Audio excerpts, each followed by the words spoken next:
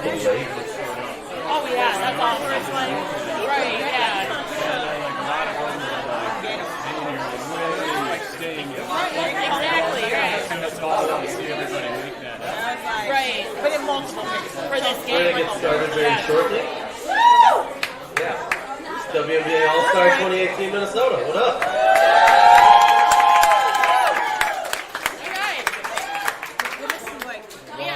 While Blake gets his beer, real quick, I want to thank everybody for coming out.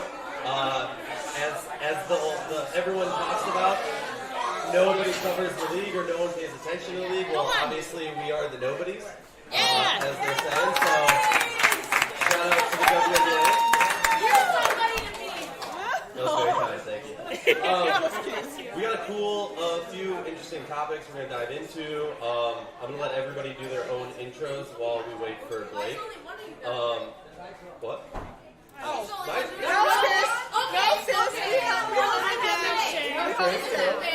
Hey, WNBA All Star is a time to have fun for media, fans, players, everybody to interact and grow the game. So I'm going to go down the line and we're going to all introduce ourselves. I'm Aryeh Schwartz. I founded a little site called WNBAinsidr a few years back. We have a pretty cool podcast I think nobody listens to, but I hope you do. Shout out. And yeah, that's me. My name's John Focke. I do the radio for the Minnesota Lynx and work with some of their digital properties and stuff like that. And this is, I want to say, my 11th season covering the WNBA. I don't know how I'm going to follow that. My name is Casarez. I write. Thank you. I write for the Victory Press. I am their first WNBA beat writer. The Victory Press is an online outlet. We focus on women's sports and intersectionality. All that fun stuff. Hi guys. My name is Aryeh Chambers, but most people know me by Ari or Ari. Some people actually call me Avery, but it's fine. I write for High Post Hoops, and I'm their on-camera presence, I guess you could say. And we are a women's basketball outlet, strictly women's basketball. We cover WNBA and NCAA. So, it's out all year round for us. I'm Blake, DuDonis. Thank you. Former college coach. I do write with High Post Hoops a little bit. I do some scouting for BlueStar Media. I have a podcast, a women's basketball podcast called The Jump Around. So a little bit of everything. And a recent transplant to Minnesota. So. Hi, everybody. My name is Rachel Galligan. I love it. Oh, man. Awesome. MVP right I played college basketball. I coached college basketball. Blake and I, fun fact, used to coach against each other in the same league. He was at Buffalo and I was at Ball State. So I left coaching and I coached Division I for years, and now I run a recruiting service to help international players come to the States, and I'm doing some writing for High Post Hoops, and I work with Aryeh on the podcast, so you might recognize my voice if you do listen to it. So. Well, if you don't, I'll do the shameless plug now. Subscribe on iTunes or on YouTube or wherever else you want to subscribe. Yeah, WNBAinsidr, no E. I think we're going to start off with, well, in case you spelled it wrong, inside there. We're going to start off with going at Blake, and I didn't prep him for this. Blake, you were jumping up and down during the three-point contest. I want your immediate reactions. I was. I lost. Yeah, I just became a fan instantly into it. It was so much better organized, I thought, this year. Last year it seemed very rushed. This year it was, I don't know, there's something, it really kind of took its own presence, you know what I mean? I had Kayla before. I was saying, Kayla's going to win, so I was very excited when she hit the money ball to go into the finals. And then, Allie Quigley is she's an alien. She's an alien, right? She's an alien. Right, so Allie Quigley. Yes. I think it's so funny because so often we talk about these people that, an Asia or a Sil or whoever, it's man, they're monsters because they look just so crazy. And then little Allie Quigley. Like, hi, and then she rips your heart out. Like, oh man, it's great. So it was that was a blast, and I thought it really did a good job creating its own space, and the crowd was hype, and I was hype. Oh yeah. Even though I lost a bet and have to buy Rachel a beer. Now we're gonna move on for a. He moved on real fast. Yeah, he said it all. I will say the thing that I noticed most about Quigley is how calm she was. Yeah. If you would have looked at her, you would have thought she was moving in slow motion. She was just like, I'll grab this one. Yeah, I mean, she might need her own McBuckets shirt. John, could you talk to me about your overall thoughts? I mean, you're the host. You're hosting us here for the All Star Game. Give me your thoughts on the game and the weekend. As far as the game goes, from our standpoint, broadcasting it was a lot of fun because we were able to broadcast the game, but at the same time we brought in so many different guests. Coach Reeve joined us, Lisa Borders joined us, Taj McWilliams-Franklin, Cynthia Cooper, and so we had this conversation ongoing throughout the broadcast that was not necessarily, watching the players run up and down, but much more about trying to promote what we're all here to celebrate, which is this league and the evolution of this league. And talking with Cynthia Cooper, I thought, was fascinating because she was part of the original dynasty, the Houston Comets. And, now we're in the midst of another dynasty in the Minnesota Lynx in the fourth championship. But at the same time, like, as much as maybe the Houston Comets team thought they were invincible, with the 4 championships right away, there's going to be another team that comes along that puts together a dynasty. And I think that's kind of the interesting part about this game today is that you're looking at record breakers in Diana Taurasi, Super, Rebecca Brunson, all these, all-time greats. I call them like the legends of the game right now that are still playing. But then you look at these younger players that are coming along, and you're thinking Asia Wilson could be, the future rebounding champion. Could Skylar Diggins become the future assist champion? I mean, just on down the line, there's just incredible breadth of talent of the league, and to have it all here, to have all the different generations, I thought was really, really special. And I thought it was just, great for as much success as Minnesota has had over the last 7 years, and how great the fan base has been, to be able to put all those legends, all that talent in front of that fan base just was a really fun way to celebrate the league for a weekend. You guys agree? So we're going to dive a little bit deeper into a little bit more of a pressing issue in my mind. Oh boy. Growing the game. Yeah. We're going to go through here, and I want everybody, top of the head, first thing comes to your mind. What is one thing that can be done to grow the game, whether it's practical or impractical? If it's something like put a giant billboard in every city, supporting whatever it is. I'm going to go last. We're going to start with Rachel and move down the line. All right. Let's go, Rachel! Yeah, Rachel! You guys! Okay. Growing the game, I mean, that has been such a topic that we can see the growth. There's no doubt in my mind that I think you just get on Twitter alone, and maybe it's because I'm in that bubble every day, but maybe, and I think we're seeing it just in this room right now, that what is going on with the league and just the way it's growing and this fight that we're having for these players right now, and for women's basketball just in general. I think it goes far greater than just the WNBA. I don't want to ramble on too much because I could get going forever, but I think in my mind, one thing that has got to improve. Can I do 2 because I'm on the podcast? You can do 3 because you're a Hall of Famer. I think the first thing that needs to happen is we need more consistency in the broadcasts. John Focke.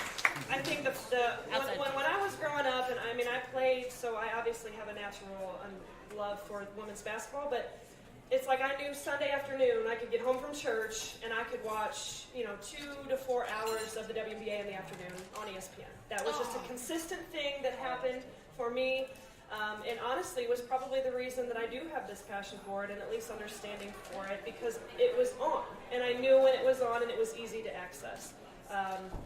You asked the younger generation, and when I say younger, I mean the high school age right now. how do you feel about the WNBA? Who's your favorite player? Do you watch it? I've asked it a lot because I'm trying to understand this generation and how to reach them. They will say, well, I don't know how to watch it. I don't know when to watch it. So there's a little bit of a disconnect there. I think that is one part of it that has got to improve. If it's every Thursday night, if it's every Sunday afternoon, if we can somehow do that, that would be great.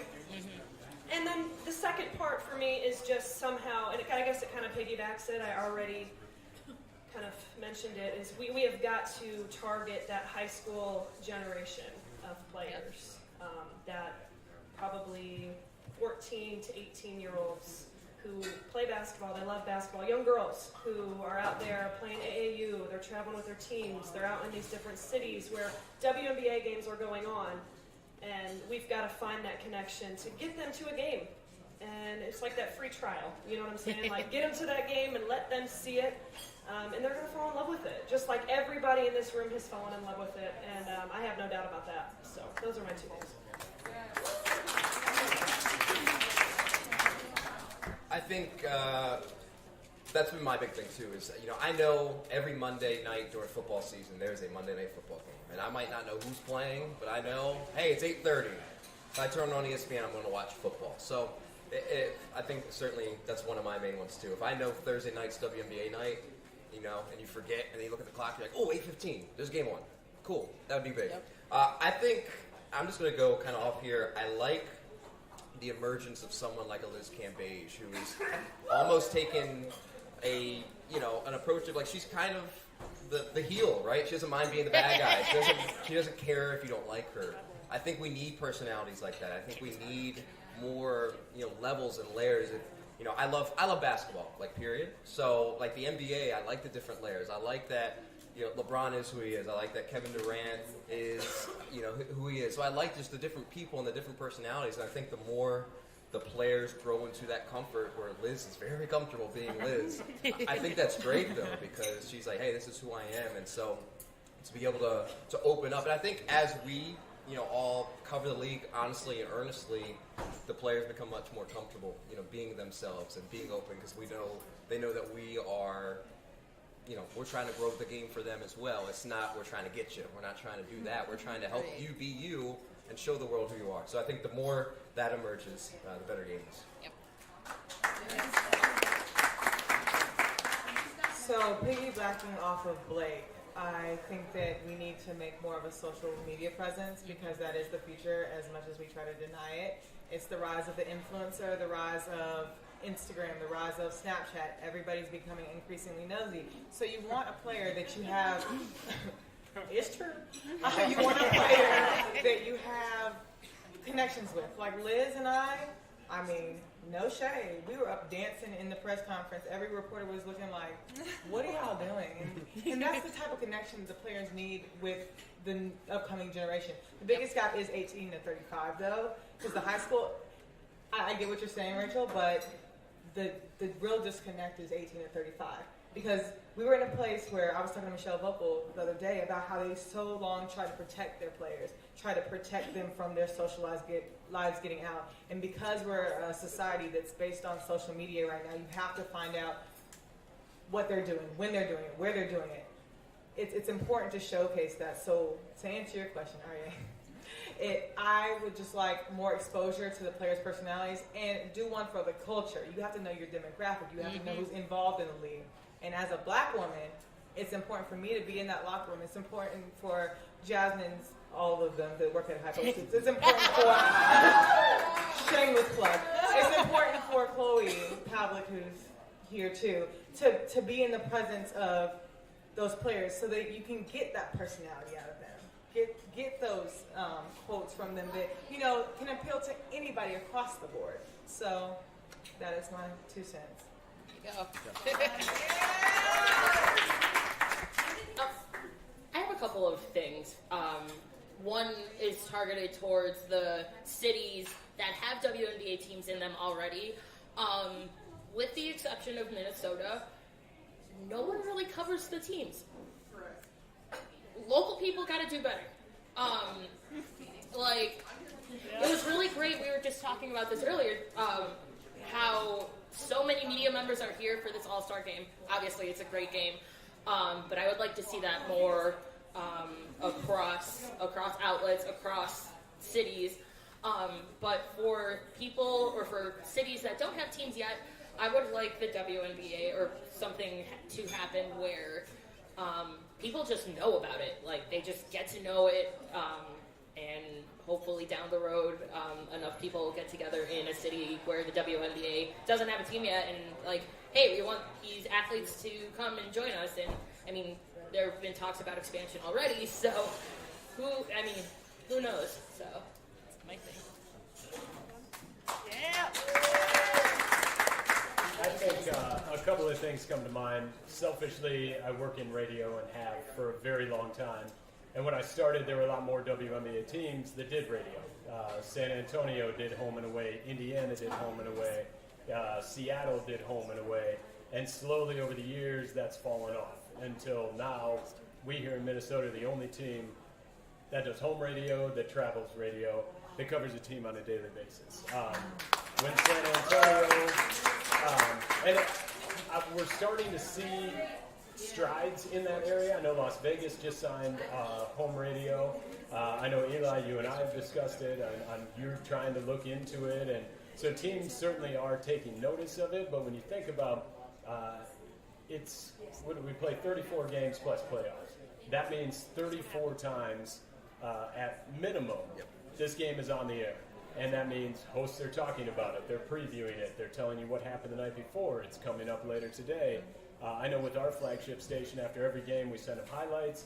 We send them sound bites. In the morning, when they go through their sports report, it's not just the Twins did this, Vikings training camp did this. They've got access to Lynx audio, to Lynx highlights. And we don't just do that with our flagship station. We work with the Minnesota News Network, which has stations all over Minnesota, North Dakota, South Dakota. I mean, it's incredible reach, and we send all that stuff to them. Now, it's up to the local stations to take advantage of it, but it's another way that we're connecting day in and day out. You know, after every practice, we send them sound bites if they want to use them. So I think that goes a long way, especially if you're talking about a sports talk station where they're going to be talking about it. And if you've got the game that night, you're going to be previewing it. You're going to be talking about the league.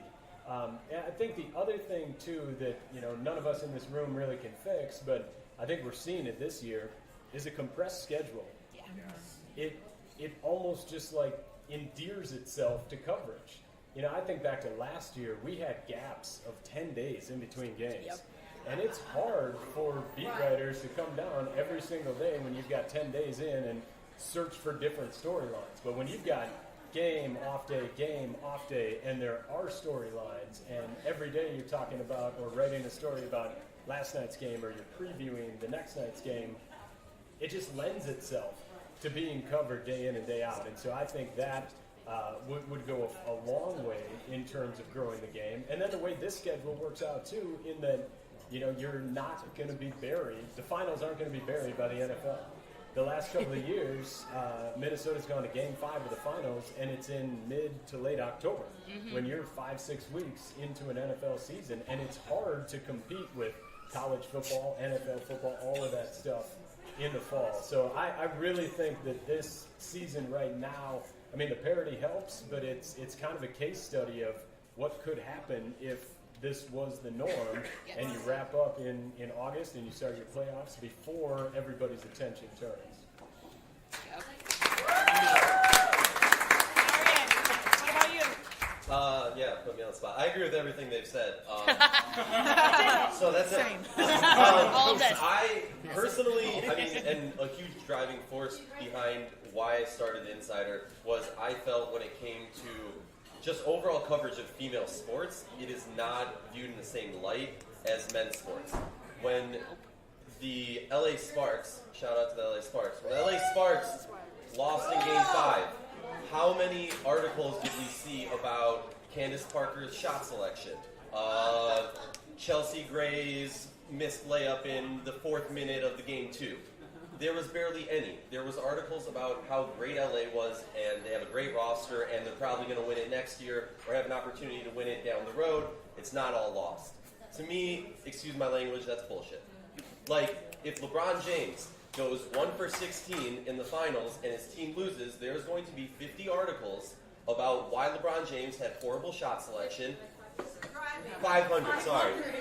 But for me, I've always wanted to make the Insider focused on the athletics, the athletes. Like, for instance, last year, Tina Charles. Like, very few articles I saw about her last year. She's one of the greatest players in league history, in my opinion. And the most... Shout out to New York. And the majority of articles I saw about her were about some amazing work she did donating, defibrillators or whatever to places that couldn't afford it. That's amazing. Yeah, thank you. That's amazing, and she's an amazing person for doing that. But if there's only one article about Tina Charles that's getting written, I want that to be about why she is even a name that anybody knows, because she is an amazing athlete who does ridiculously mind-blowing things on the court. Yes. That, to me, it comes... There's many things that we could do. For me, it's the reporters covering it as athletes just the way they would cover anybody else. Yeah? Oh, yeah. Oh, here we go. Okay. Guys, I hate to be the bad news there, but there are people out there that want to get into basketball, never really played. I never played. I think that having an aspect, I love what you do. I love the honest and critical analysis of the WNBA. That is absolutely the catchphrase. But I love that space. But I think there also needs to be an equal space of covering, hey, Tina just saved this life because she donated her salary to getting that defibrillator, for that man. Oh, yeah. So that makes us a person who might not have paid attention to basketball be like, I like her. I'm going to go into the arena and support her. They might not know what's going on. They might not know which shot she's shooting. But they're going to be there and support her because they're like, she saved a life. I'm going to support that. That's all I got to say. Sorry. If I could just throw in a shameless plug for the Victory Press, we're trying to do that, sort of.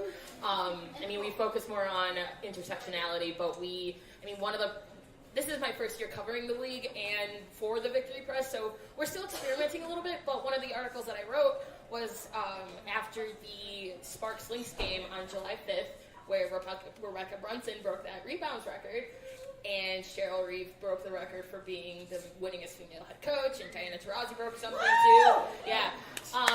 Common bond. They're all openly queer. So it's just to highlight that.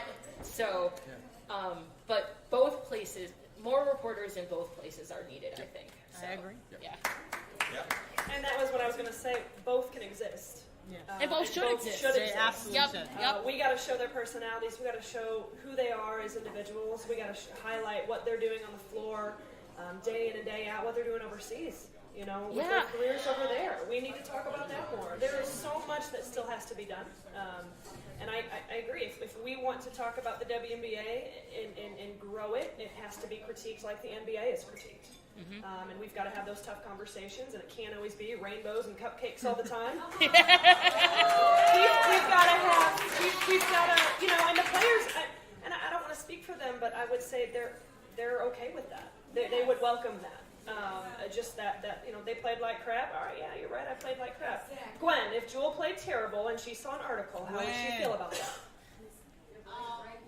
She'd be like, okay. It comes with the territory. You know what I'm saying? So when you're a professional athlete, that comes with being in that limelight. It's not like we're trying to call anyone out.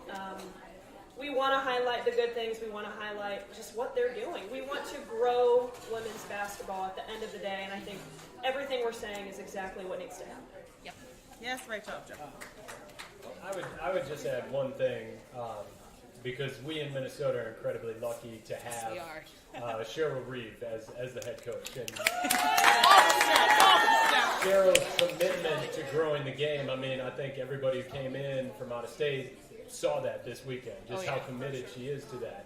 And one of the things that I've always appreciated about Cheryl in my conversations with her is she's ready to teach you something, as long as you're ready to listen. And then that in turn allows me to communicate that over the broadcast, which hopefully helps our fans understand some of those things, which means your fans come in and they're a little bit better educated about what's happening. And then that just it continues to have a ripple effect. And so I think in Minnesota we're incredibly lucky to have someone so committed to that, to be able to start that ripple effect. And if you don't listen to Cheryl's podcast, I don't know what you're doing, because you get a lot of really good insight in that.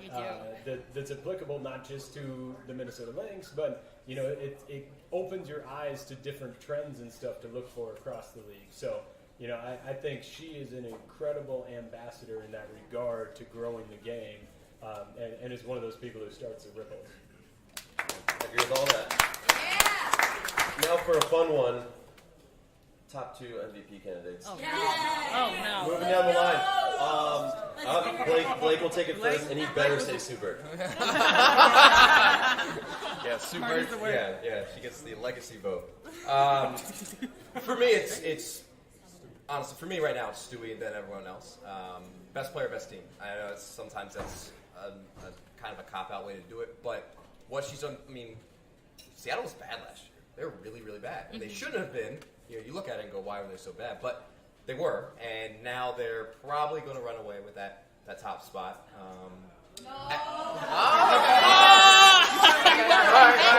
I just spoke there. My bad. You're praised for that, dude. Hey, can you scratch? You got me. Thank you.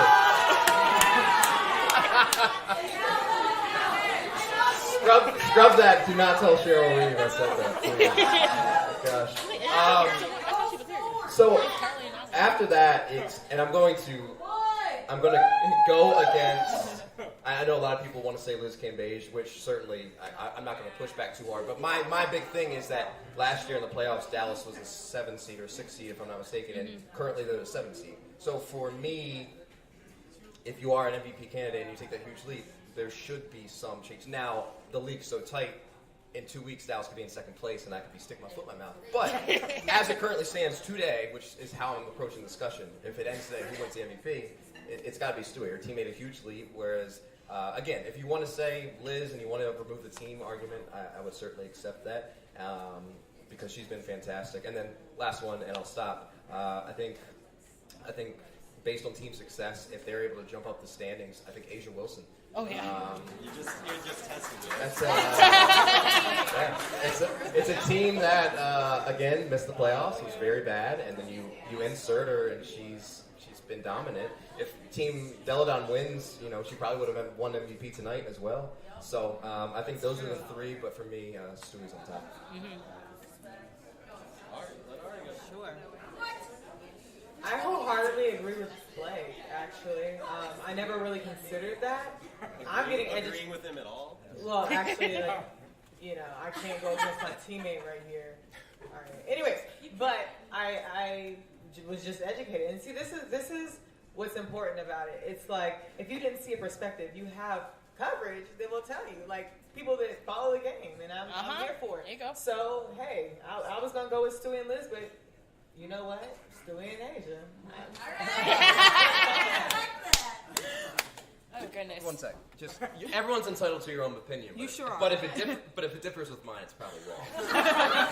Well, sorry. I'm joking.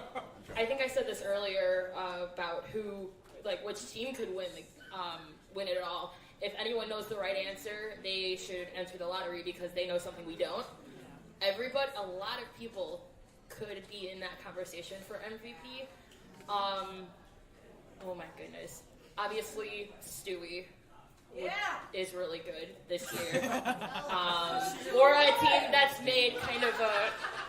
there you go. Oh, that's right. Yes. Okay. Shout out Gwen. Hi, Gwen. Jewel played great today.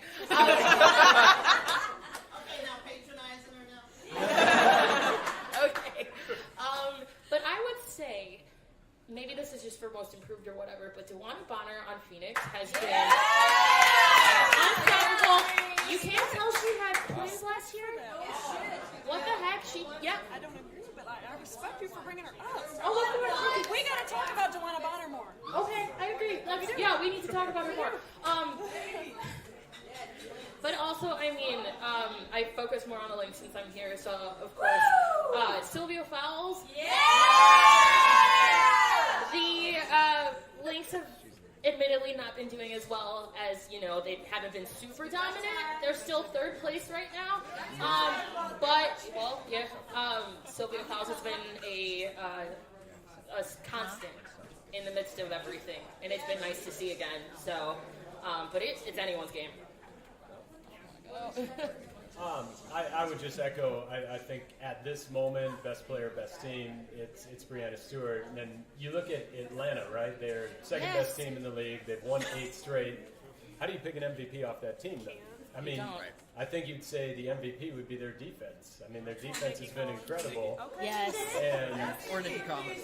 yeah, and then whatever 10 days into July, suddenly their offense kicked in. Yeah. But I think their MVP has been their defense. And then you look, at Minnesota, at Phoenix, at LA, those teams, Washington, that are bunched all together there. If any one of those teams were to make a run, there's a deserving candidate on each and every one of those teams. So this is one of those situations where, and I don't know how the league's going to do it, but when they send out their ballots for MVP, I hope they wait as long as humanly possible, because sometimes you feel like it comes too early. I mean, like, even the All Star stuff this year felt like it came too early because we had to have them in by sometime in early July, and then Atlanta ripped off 8 straight, and so on. Like, does that change with what's that? Biggest Right. snub And in so WNBA history. if you send those, if you vote on those later, maybe does that change? You know what I mean? But there's many components to it. There's the fan vote, everything else. But anyway, Stewart, and then we'll see what happens. There you go. I'll go. To me, it's Stewie simply because no other team has had someone who has been so dominant in every facet of the game from day 1 to day 24, 25, wherever we're at right now. Stewie, even games where she's not getting her buckets, she's assisting, she's rebounding, she's doing other things. There's no other player, and I don't say this very lightly, there's no other player in my mind that is near like kind of what you said. It's Stewie and then everybody else, because every team, like for instance LA, when Candace goes down for a couple games, NECA was in MVP form. Then when NECA goes down for a couple games, Candace is in MVP form. I love the Lynx. No one on their team right now is MVP worthy. Just saying it because Maya had 8 amazing games, but then had a couple down games. Sylvia's had a couple down games. Stewie has just been consistent throughout. She's got my vote. And yes, shout out to biggest snub WNBA history.